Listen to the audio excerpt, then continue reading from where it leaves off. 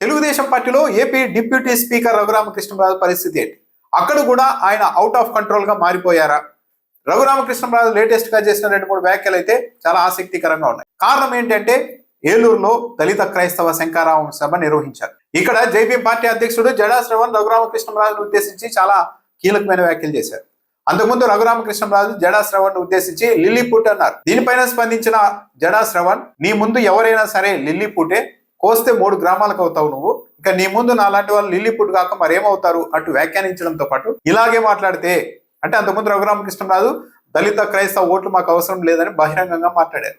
దీన్ని గుర్తు చేస్తూ ఇకపైన ఇలాగే మాట్లాడితే రఘురామకృష్ణరాజు నీ నాలుక కోసి డిప్యూటీ సీఎం పవన్ కళ్యాణ్ కు బహుమతిగా పంపిస్తామని వ్యాఖ్యానించారు.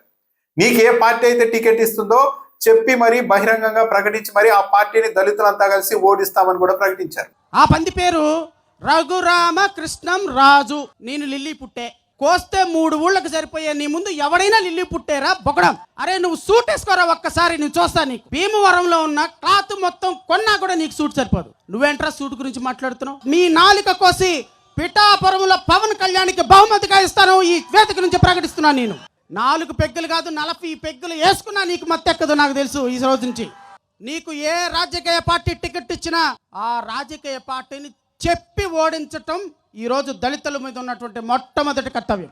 ఈ వ్యాఖ్యలపైనే రఘురామకృష్ణరాజు బాగా నొచ్చుకున్నారు. ఇంత బహిరంగంగా నా నాలుకకు వస్తా సమాధి కడతా అని అంటూ ఉంటే పోలీసులు సుమోటోగా కేసు తీసుకుంటారేమో నేను చూస్తూ ఉన్నానని కూడా రఘురామకృష్ణరాజు వ్యాఖ్యానించారు. ఒకవేళ పోలీసులు ఆ పని చేయకపోయినా నా అభిమానులు ఎవరో ఒకరు ఫిర్యాదు ఇస్తారు, అప్పుడైనా సరే పోలీసులు జడా శ్రవణ్ మీద చర్యలు తీసుకుంటారో లేదో కూడా చూస్తాను. నేను మాత్రం, ఇదే చాలా కీలకమైన పాయింట్, నేను మాత్రం ఫిర్యాదు చేయను.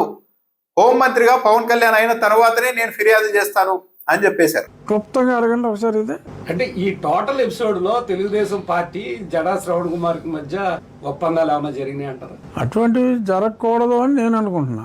జరిగి ఉండకూడదని కాదు, జరగకూడదు అని నేను అనుకుంటున్నా. అనుమానం లేని వాళ్ళకు కూడా అనుమానం రేకెత్తించే విధంగా ఉన్నాయి ఈ మాటలు. నా అభిమానులు, నేనైతే పవన్ కళ్యాణ్ గారు హోమ్ మినిస్టర్ అయ్యేదాకా నేనైతే కంప్లైంట్ ఇవ్వను డెఫినెట్గా. ఇది నా స్టాండ్.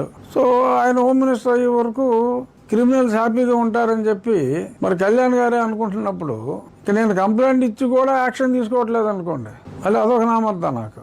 అంటే ప్రస్తుతం హోంమంత్రిగా ఉన్న అనిత మీద కావచ్చు, లా అండ్ ఆర్డర్ ని తన చేతుల్లో పెట్టుకున్న చంద్రబాబు నాయుడు గారి మీద కావచ్చు, రఘురామకృష్ణరాజుకు నమ్మకం లేదా? నాకు న్యాయం జరగాలంటే పవన్ కళ్యాణ్ హోంమంత్రిగా రావాల్సిందే అని అంటున్నారు.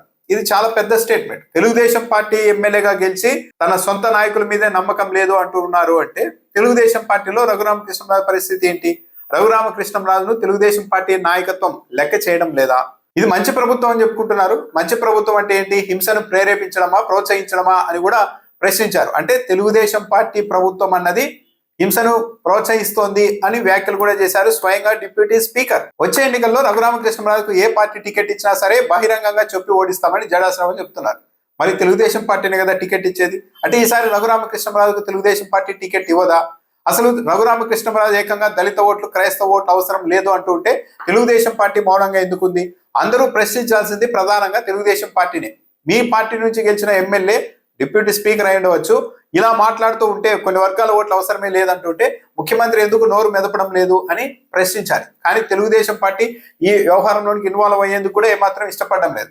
అయితే ఇదంతా రఘురామకృష్ణరాజు సొంత ఏజెండా అని అనుకోవడానికి కూడా లేదు. ఎందుకంటే ముఖ్యమంత్రి చంద్రబాబు నాయుడు గారి బహిరంగ సభల్లోనే మీ మతం మా మతం అని మాట్లాడుతూ ఉన్నారు. అంటే మతపరమైన పోలరైజేషన్ ని చంద్రబాబు నాయుడు గారు కూడా ఇష్టపడుతూ ఉన్నారు. అంతేందుకు ఆకువీడిలో గుడి వద్ద గొడవ జరిగినప్పుడు అక్కడి స్థానికులు మా మీదకే రఘురామకృష్ణరాజు మనుషులు వేసుకొని వచ్చారని చెప్తే చంద్రబాబు నాయుడు గారు, పవన్ కళ్యాణ్ గారు పబ్లిక్ గా పత్రికల్లోనే రఘురామకృష్ణరాజుకు మద్దతుగా ప్రకటనలు ఇచ్చారు. అంటే ఈ మొత్తం వ్యవహారం చూస్తూ ఉంటే ఇదేదో తెలుగుదేశం పార్టీకి సంబంధం లేదు, రఘురామకృష్ణరాజు మాత్రమే మాకు దళిత ఓట్లు, క్రైస్తవ ఓట్లు అవసరం లేదంటున్నారు. అదంతా ఆయన వ్యక్తిగత అభిప్రాయం అనుకోవడానికి కూడా లేదు. తెలుగుదేశం పార్టీ అదే లైన్ లో వెళ్తోంది, పవన్ కళ్యాణ్ జనసేన పార్టీ ఇంకా అంతకంటే ఉధృతంగా అదే లైన్ లో వెళ్తోంది. అసలు వచ్చే ఎన్నికల్లో రఘురామకృష్ణరాజుకు తెలుగుదేశం పార్టీ టికెట్ ఇచ్చే సాహసం చేస్తుందా లేదా అన్నది కూడా ఒక పెద్ద ప్రశ్న. ఇంకా 3 ఏళ్ళు ఉంది కాబట్టి ఇప్పుడే ఆ టికెట్ మీద రఘురామకృష్ణరాజుని ఏమన్నా ఆయన చర్యల్ని ప్రతిఘటించినా గతంలో లాగా వైసీపీ ప్రభుత్వం మీద ఏ విధంగా అయితే రచ్చబండ పెట్టారో మా మీద కూడా రచ్చబండ పెడతారని మౌనంగా అన్ని తెలుగుదేశం పార్టీ నాయకత్వం భరిస్తోందా? వచ్చే ఎన్నికల్లో లాస్ట్ లో టికెట్ ఎగరకూడదాం అనుకుంటోందా? ఇవన్నీ చాలా ప్రశ్నలు అయితే ఉన్నాయి. ఇలా దళిత ఓట్లు అవసరం లేదు, క్రైస్తవ ఓట్లు అవసరం లేదని రఘురామకృష్ణరాజు అంటున్న మాట ఆయన వ్యక్తిగతం అనుకోవడానికి కూడా లేదు. చంద్రబాబు నాయుడు గారు, తెలుగుదేశం పార్టీ, జనసేన ఈ పార్టీల లైన్ కూడా దాదాపు అదే లెవెల్లో ఉంది. కొద్ది రోజుల క్రితం పవన్ కళ్యాణ్ గారు కూడా ఏపీలో నేను హోంమంత్రిగా లేకపోవడం అన్నది నేరస్తులకు అదృష్టంగా మారిందని చెప్పారు. అంటే ప్రస్తుతం హోంమంత్రిగా ఉన్న అనిత, లాండ్ ఆర్డర్ చూస్తున్న చంద్రబాబు నాయుడు గారు విఫలమయ్యారు, వాళ్ళు ఆ పదవుల్లో ఉండడం అన్నది క్రిమినల్స్ కి అదృష్టంగా మారింది అని వ్యాఖ్యానించారు.